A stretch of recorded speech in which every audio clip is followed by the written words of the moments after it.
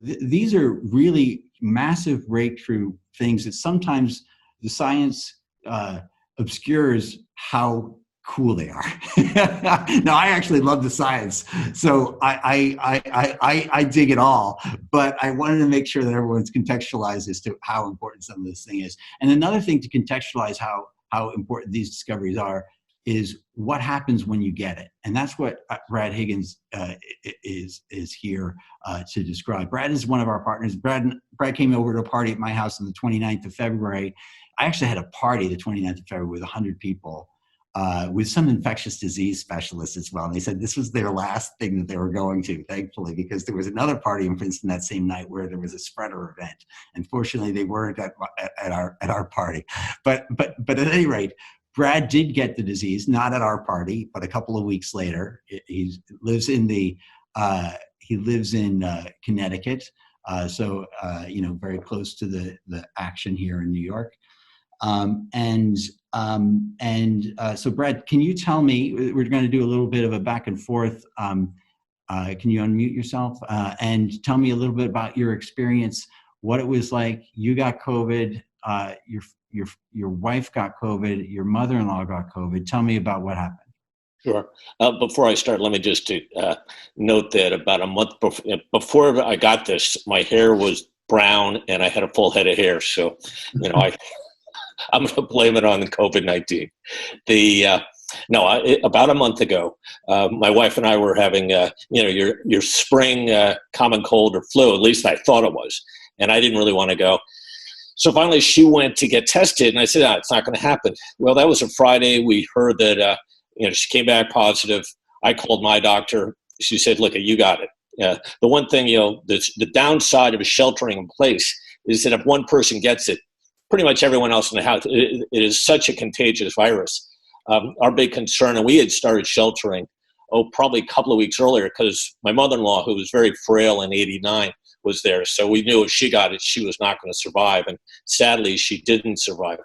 But within 24 hours, and the downside of the testing, and it's not the test itself, it's what follows. I said, all right, what do I do now? And she said, look at, rest, lots of liquids. If you've got a bad cough, if you start getting congested, call 911. Nothing else. That's there's no medicine to take to really help you. Okay. Well, I'm hoping that, this just comes and goes. Within 24 hours, I wake up in the afternoon, I was taking a nap. I can't breathe. And I don't, that's where the term falling off the COVID cliff. I've heard a couple of doctors at the hospital describe that. It just comes out of the blue, very little warning. And I'm getting ready to call 911, and our caregiver for my mother-in-law comes in, and she can't breathe either. So, within a couple of minutes, thank God the EMS were there. They took both of us to the hospital in separate ambulances and were checked in. She had within minutes, we tested and they took x-rays. And 2 days before, she was at she had bronchitis, and we had someone come over to check her, and she had clean lungs. 2 days, fast forward 2 days to the hospital, she's got pneumonia in both her lungs, and I have pneumonia in one lung. This all happened in a matter of hours. So with me, they gave me the hydroxychloroquine and an HIV/AIDS drug. They came in and explained that it's experimental, and I'm probably too far along to take it. And so I said, what are my choices? Well, do nothing or take that. And I'm sitting there drowning. So not a hard decision. Took that 24 hours, and there's lots of discussions about hydroxychloroquine. I'll be happy to answer questions. 24 hours later, I was off oxygen. There's been some complications since then, but the reality is it worked for me. Unfortunately, my mother-in-law is just too far gone. And ventilators, when all the discussion about ventilators, well, she would not survive a ventilator, and that's just one of those things. That's the last resort, and the mortality rates depending on age are enormous. So there's a real challenge here. But what I wanted to do, if we can put up that slide, let's see, how do we go about sharing? Share screen, and then while you're putting up that slide, One of the things I'll just speak. One of the things that is super difficult. Are you able to put it up? Yeah. You see it? Oh, I have to share it. Yep. Yeah, you have bottom, to share. bottom center. Yeah, is that this is not just about the number of people that die. This is about the number of people that have long-term and lifelong disabilities. There are about a third of the people that make it out of the ICU. Well, I mean, these are all rough numbers, and I'm sure it'll all change, but that actually have permanent mental, impact after having gone out of the ICU. Brad is you can describe your own. Can you hit the present button there? It should be on. All right, let's just try. Yeah, there you go. And then Brad, how is your own mobility? You're working out of your bed most days. Is that right? Or Yeah, how is it going up and down the stairs and things like that? I'm good for about 100 feet and one flight of stairs. It's going to take some time. I was at the hospital yesterday getting some more tests, and I have the pneumonia's gone, but it's it does damage, and it's going to take a couple of weeks. And again, the one message that this last slide is my public service announcement. Shaving the COVID-19 cliff. That's what I'm talking about. Most people don't have the kind of reaction I did, and there are a couple of reasons why I fit into those high-risk boxes. So people have to recognize where they fit. It is, the numbers are staggering when you look at the, most tests are given to people 25 to 45. But the people who are positive, they're kids and 45-year-olds and 30-year-olds. They're getting tested and they're coming back positive. The people who are dying though are the people in the high-risk boxes. So when you realize that almost 80% of the fatalities now, according to CDC, which I looked at today, are 65 and over. If you add in the high-risk people, and that covers the whole spectrum of age, but it's mostly the 40s and 50s, you're now into probably north of 90%. And that's probably less than 20% of the population. And you hear almost nothing about that. It's always how many testing, what's going on, but you're not looking at the high risk. And the high risk, I'm a poster child for the high risk. Other than not being pregnant and not smoking, I checked every box, and I should have realized that well before. So, and you got to look to yourself, what do I got to do to reduce the risk of my dying? And this goes whether you're infected or not. Testing positive was helpful to realize that. But the reality is that, and every doctor, and even the CEO of the hospital, I said, came in to tell me, it says literally early intervention, getting there before it's too late. And most of the people who are dying in New York City, for example, they're coming in and they're almost immediately going to a ventilator because they waited too long. I'm a classic case. I thought I had the flu, and I didn't want to call 911. I'm a guy. I'll drive over there or something. Well, I got over that.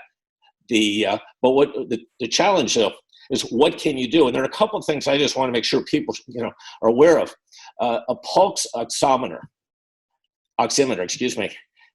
Most of you have heard of it. It's a thing you put on your finger. It's very inexpensive, but it gives you an early warning, and it goes to your oxygen levels. And if your oxygen, most people are 95 to 9800. But if it starts going down, and the trick is to get it before you have a problem and establish a norm. What is your normal oxygen rate? And if it starts falling and it goes below 90, you really should be calling 911 and doing something about it, because it's the first sign. And there's a great article in the New York Times a couple of weeks ago that describes this from an ER doctor.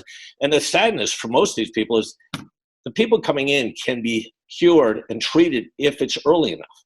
So when I look at the oximeter, it is, if I had waited another half hour calling 911, I'm pretty convinced I wouldn't be on this call. And if it happened, if I had called 2 or 3 hours earlier, I probably would have had a much lesser impact, or much less severe. So that's a takeaway for all of us, especially if you fit in one of those boxes. And then finally, the last thing is, you can do something about your immune system.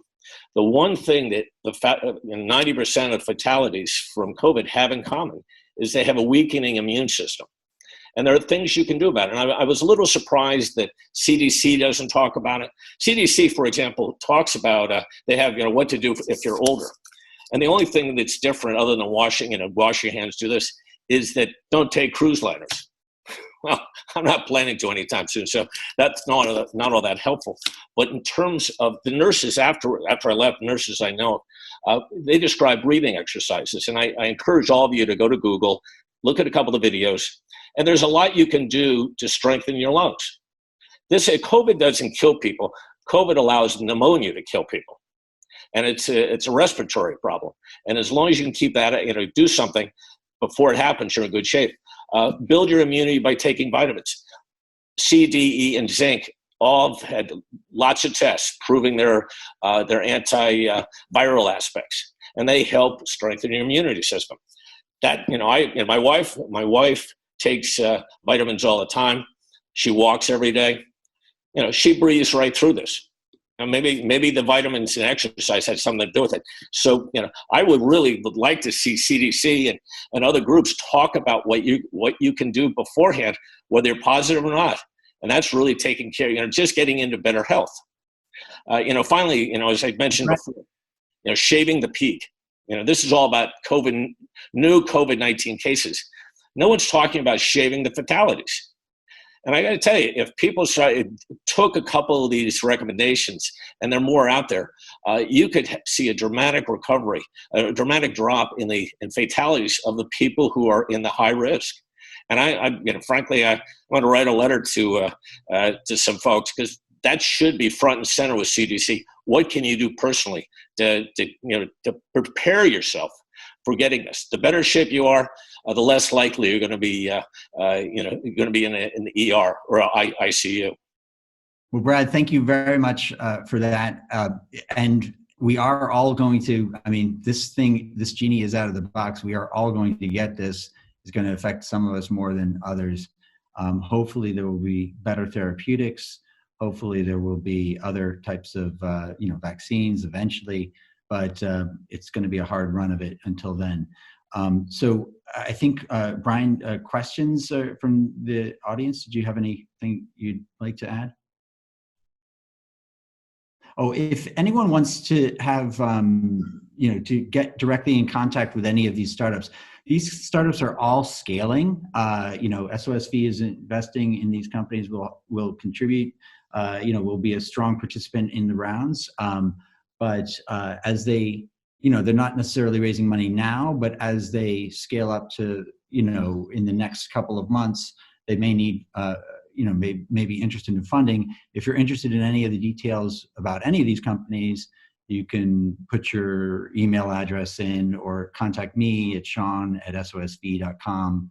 And I can put you in touch with the entrepreneurs. If the entrepreneurs if you feel comfortable putting your name in or your email address so people can directly contact you directly in the chat window or something, if anyone wants to do that, you can do that to all attendees. Yeah, great. So Preston Ford asked the question, what are the high-risk boxes just spoken about? Brian, do you want to ask? I'm sure you're probably looking at the questions. Do you want to? Yeah, absolutely. So folks on the line, and thank you for hanging in with us. There's been a group here for the whole hour. We really appreciate it. Appreciate your time. Brad, question for you from Benjamin Jaffe. Hydrochloroquine seems to work once you've been diagnosed, but when you go to the ICU, can they talk to you about the viral load you have experienced? I'm sorry, could you repeat the question? I've got a phone call. Sure. Do you have any info on your viral load once you're in the ICU? You really don't. That's the thing I find interesting about the testing. It just tells you you're positive. It doesn't tell you where you are. And they try to ask you, when did you start coughing and things like that. But there's really no, how bad is it going to be? And what they're finding with the hydroxychloroquine, the earlier you take it, and that was a frustration they had there, they're now only giving the drug to people who are coming in early, there's, early symptoms. It's a lot like Tamiflu with flu. 2 days after symptoms, it's too late, but it's pretty effective. It does help. A lot of these anti-inflammatories, they help. I'd like to actually just interject here for a second to say this is not medical advice. Yep. There are studies that have come out that have said that hydroxychloroquine actually, if it's taken, will increase your rate of fatality.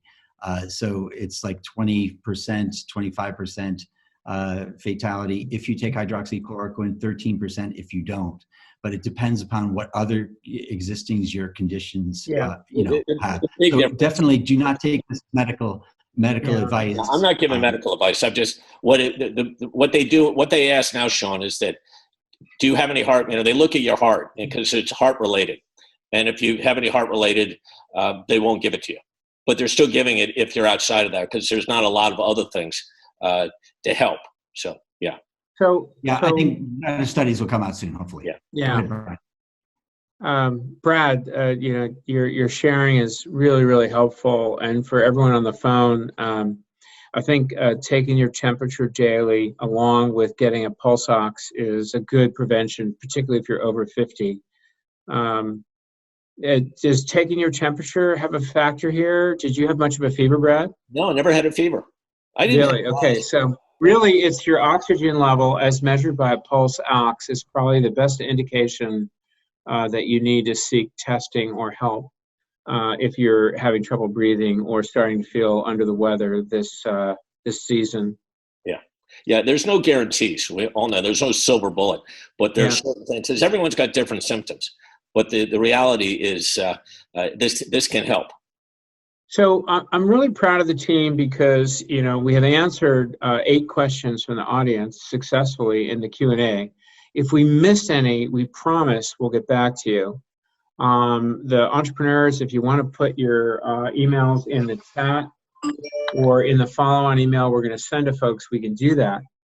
I think we should wrap because it's 7 o'clock and people may have dinners and things to get to. Sean, I want to give you a chance to say a few words, but before you do, I'll just say a few things, and then you can be the last to speak. And thank you so much for gathering your partner Brad and these 3 founders who are in the trenches doing this great work, and I think are going to get rewarded for the work they're doing. We're going to do more of these events, looking at startups' response to the COVID crisis. They'll be in other sectors like ed tech and essential enterprise applications and so on. So if you're interested, we'll invite you. You're on our mailing list. If you're not interested, you can let us know. We really appreciate your turnout tonight.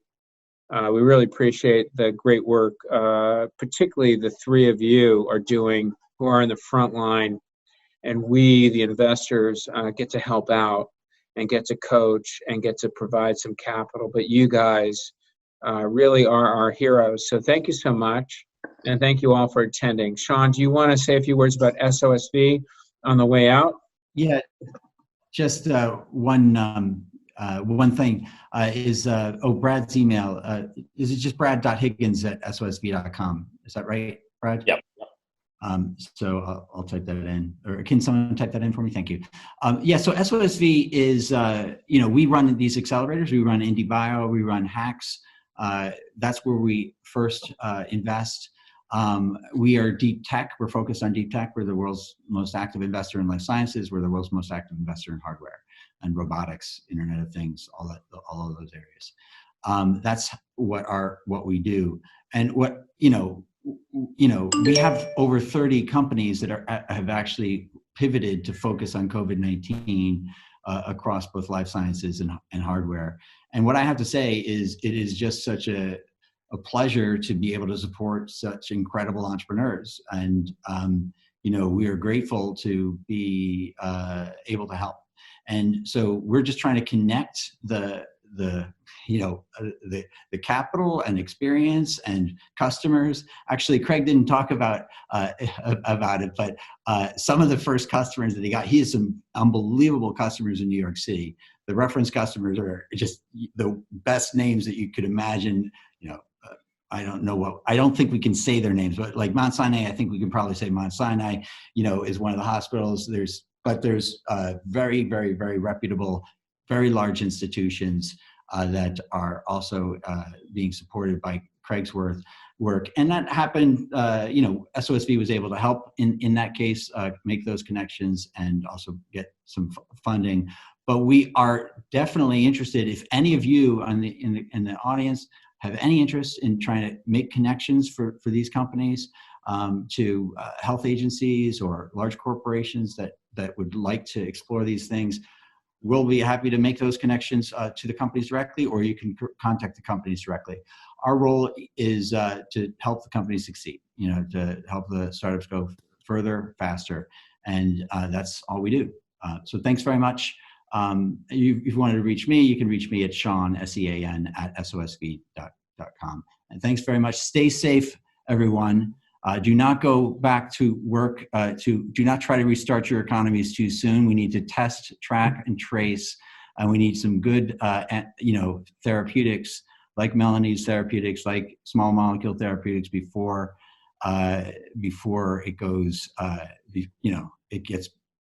It can get very ugly here very quickly. The second wave could be much, much, much bigger than the first wave if we're not careful here. So thanks very much. Stay safe, and God bless. Thanks, everyone. Thanks for coming. We'll see you again soon. All right. Thank you. Good night.